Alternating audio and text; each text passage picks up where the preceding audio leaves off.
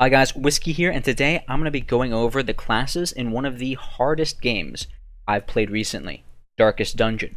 This is just a brief overview of each class, what they're good at, what they're weak at, and which ones I think are good, which ones I think aren't so good. Here we go. To begin, the Abomination has great self-healing and one of the best stuns in the game, mainly due to his extremely high base speed, making it extremely likely you will go first. He's pretty good. Next, the Antiquarian, whose main value is raising the gold stack cap by 500 and giving bonus loot. At higher levels, she's at least decent at combat, but still nothing to write home about.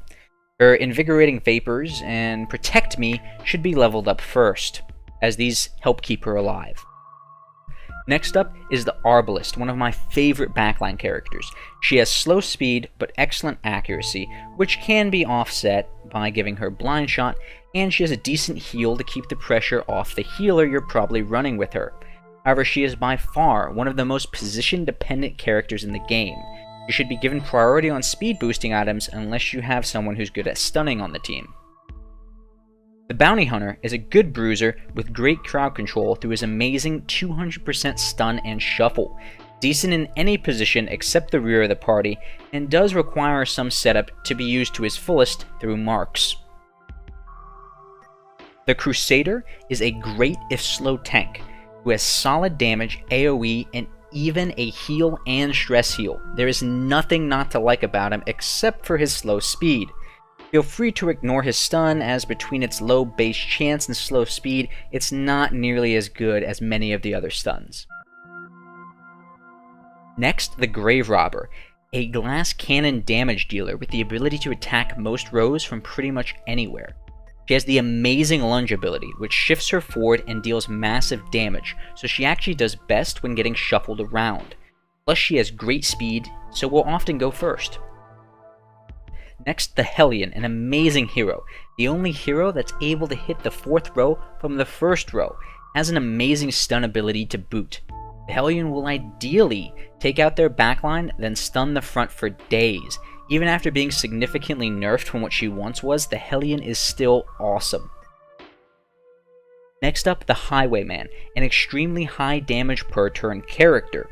However, he lacks pretty much any utility or crowd control. I have to say I don't like him for exactly that reason. Speaking of characters I don't like, next is the Houndmaster. Again, not my favorite class, but his ability to damage any rank and some decent utility, including a self-heal and protect, makes him decent if decidingly underwhelming. Finally, a positive character, the Jester, who is great if the enemies are shuffling you around. He deals good damage, especially since his finale ability can one-shot many things. He also provides a number of buffs to the party, but suffers in damage due to his low accuracy. Next, the Leper. A frontline fighter, he has no abilities he can use in the back row, but deals great damage in the first 2 ranks. He has the highest base damage among characters and has access to a self-heal, stress heal, self-buff, and a debuff. Low accuracy makes him RNG dependent unless you have a way to buff it, so he pairs well with an Occultist. All round, he's a great character. Next, the Manatarms, a beefy as hell tank with a decent stun and ally protection ability. He pairs well with low accuracy heroes like the Leper, as his command ability helps allies hit. He's pretty awesome if you have the right party for him. Next up, we have the Occultist, a healer class which will sometimes make you pull your hair out. His heal ability sometimes completely screws you with a low heal and causes your heroes to bleed, so take him with high bleed resist heroes if you can. His other abilities are good and include debuffs and some decent rear line damage. Next up is the Plague Doctor, a decent utility / damage hero who can throw some serious blights and stuns out, including one of the game's few AoE stuns. Also has good speed to help get those stuns out, and is an all-around great hero. Lastly, we have the Vestal, your standard all-round healer. While extremely lacking in offense, she has one of the game's few group heals and can completely negate some enemy AoE abilities.